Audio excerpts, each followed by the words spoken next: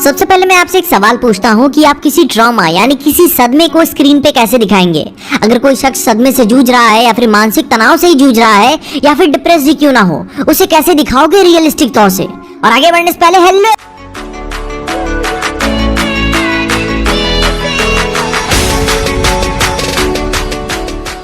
तो इसे दिखाने के लिए एक चीज ध्यान देनी होती है कि ट्रॉमा कैन नॉट बी वर्बलाइज्ड, वो अनरियलिस्टिक हो जाता है। और इस बात को बहुत ही अच्छी तरीके से WandaVision एपिसोड 8 ने कैप्चर किया है। परफेक्ट नहीं है मगर बहुत अच्छे तरीके से कैप्चर किया है। हमने हमेशा से ही वांडा के बचपन वाले ट्रॉमा के बारे में सुना था मगर उसे देखा नहीं था। उसके जिंदगी के कई सारे ऐसे पहलू है जो हमने एक्सपीरियंस नहीं किए थे अभी तक। एपिसोड 8 में कई सारे खूबसूरत मोमेंट्स हैं, लेकिन सबसे गौर करने वाला मोमेंट आता है कहानी के 10 मिनट बाद। वांडा अपने ट्रॉमेटिक पास्ट को फिर से जीती है। वांडा साइमल्टेनियसली अपने पास्ट और प्रेजेंट में जी रही है, जहां वो कोई भी चीज उसके फ्रैक्चर्ड माइंड को ट्रिगर कर सकती है। कोई भी एक फीलिंग, कोई एक साउंड, कोई एक याद, यहाँ तक कि कोई हैप्पी मोमेंट भी उसे फिर से वहीं लाके पटक देगा जहां वो अपने आप को वीक, हेल्पलेस और अकेला महसूस करती थी। और ट्रिगर का एक बहुत ही बेहतरीन एग्जांपल है इस एपिसोड में, जहां हैवर्ड वांडा से कहता है कि ही इज नॉट योर्स।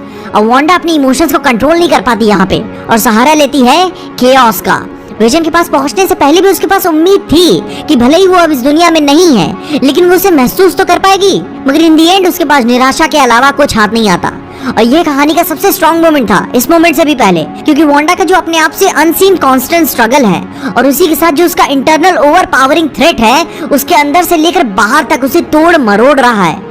और ये बात हमेशा जरूरी नहीं है कि फिक्शनल सुपर ह्यूमंस के साथ ही होता है, हम इंसानों के साथ भी रियल लाइफ में होता है। और इस बात का सबसे बेस्ट एग्जांपल मूवी आती है 2017 की Joaquin Phoenix starring you were not really here. ये पिक्चर मेरे लिए जोकर से भी अच्छी थी सच में, क्योंकि ये पिक्चर एक्चुअली में रियल लाइफ सफरिंग को दिखाती है जो बंदा PTSD से जूझ रहा होता है। आप बाहर से स्ट्रॉन्ग तो दिखते हो मगर ट्रॉमा आपको अंदर ही अंदर तोड़ रहा होता है। और लोग एक्सेप्ट नहीं कर पाते कि मैं ट्रॉमा से जूझ रहा हूँ या फिर मेरे साथ कुछ गलत है या फिर मुझे मदद की जरूरत है। अपनी जान लेने की इच्छा होती है, वो भी डेली बेसिस पे। आदमी उल्टी सीधे हरकतें करता है जिससे अपने आप को ही नुकसान पहुंचेगा। और उसी के साथ वो शख्स थक चुका होता है, जिंदगी से एग्जॉस्ट हो चुका होता है और कोई वजह खोजता है यहाँ रहने के लिए।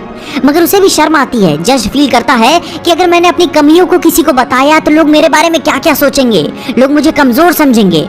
और जब आखिर में उसकी जिंदगी में वह मोमेंट आता है जब वो फील करता है कि अब मैं हीरो बन सकता हूँ, एक उम्मीद है उसके पास जिससे वो और बेटर फील कर सकता है। और जब वो चीज उससे छिन जाती है वो लास्ट मोमेंट पे, तो वो टूट के बिखर जाता है। उसके सारी इमोशंस बाहर आना शुरू होने लगते हैं। वो हंसता है, रोता है, गुस्से में है, अपने आप को कमजोर कहता है। वो सारे बुरे ख्यालों को याद करता है, मैंने जिंदगी में कुछ नहीं कर पाया, किसी को नहीं बचा पाया। और फिर वो उस अतीत में ही पहुंच जाता है जहां वो कमजोर, पावरलेस, डिफेंसलेस बच्चा हुआ करता था, जहां वो कुछ करना तो चाहता है मगर कुछ कर नहीं सका। और मैं आपको ये कहानी क्यों बताया, क्योंकि वांडा के साथ भी यहाँ पे यही हो रहा है। थैंकफुली वांडा के पास जिंदगी में कोई ना कोई तो था ही, जहाँ उसे कोई ना कोई प्यार तो करता रहता था, जिससे वो जब भी अंधेरे में जाती तो कोई ना कोई उसे बचा लेता था। मगर यहाँ जो के पास ट्रूली कोई नहीं था। और बात समझ में भी आती है कि वो एक इमोशनली अनस्टेबल लड़का है, तो कोई भी लड़की किसी ट्रॉमेटिक लड़के के पास क्यों जाएगी। खैर, अब जहाँ बात रही वांडा की, तो उसे भी उम्मीद अब उससे छिन चुकी है। उसके पास, उसके अंदर अब कुछ नहीं बचा। उसके सारे इमोशंस बाहर आना चाहते थे जिसने उसे बहुत ही ज्यादा कंट्रोल में रखा हुआ था। मगर ये मोमेंट जहाँ वो पूरी तरीके से टूट गई है, उसकी जिंदगी में अब कुछ भी नहीं बचा। जिससे वो प्यार करती थी वो सब उससे जिंदगी से चले गए, तो उसके सारे इमोशंस बाहर आना शुरू हो गए। तो भाई वो already as a super human है, तो मान के चल सकते हैं कि उसके सारे इमोशंस उसके क्रिपल्ड रियलिटी के क्रिएशंस है। उसका परफेक्ट यूटोपिया, उसका परफेक्ट सपनों का जहां वो अब कभी भी निराश नहीं रहेगी। लेकिन जब उसे सच का पता चलता है तो वो अपनी ही रचना के साथ हैरान नजर आती है। और वो यहाँ पे एडमिट भी नहीं करना चाहती कि कुछ गलत हो रहा है, उसके साथ कुछ गलत हो रहा है या फिर उसे मदद की जरूरत है। वो अपनी अराजकता को, अपनी इमोशंस को छुपाने के लिए यूज करती है, जिससे वो कुछ समय के लिए पावरफुल तो महसूस करती है, मगर उसके परिणाम स्वरूप वो और भी ज्यादा बिखरती चली जाती है। और ये बहुत ही बेहतरीन तरीका है बिना ट्रॉमा को वर्बलाइज किए उसे दिखाने का।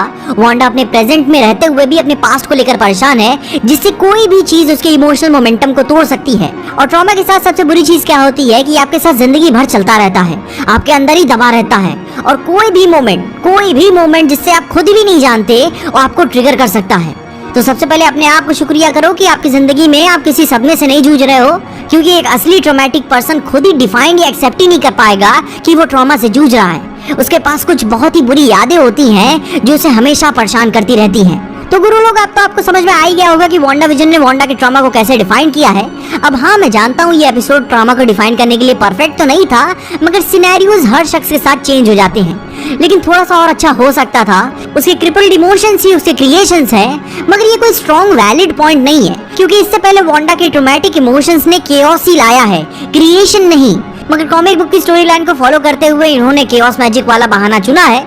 आप बताइए कि आपको कैसा लगा? पिछले सारे एपिसोड से ये एपिसोड तो अच्छा ही था, और अच्छा हो सकता था मे बी। आप बताइए कमेंट्स में। इसके अलावा अगर आपको वीडियो में देख कुछ भी अच्छा लगा, खुशी या मजा आया तो लाइक मार दो इस वीडियो को। इस चैनल पे कहीं से भी नए आ गए हो तो सब्सक्राइब तो मार देना इस चैनल को। और अगर आपको वीडियो ज्यादा ही पसंद आ गई तो अपने दोस्तों शेयर कर देना। मेरे इंस्टाग्राम और ट्विटर हैंडल्स आपको नीचे डिस्क्रिप्शन में मिल जाएंगे। और देखते रहिए।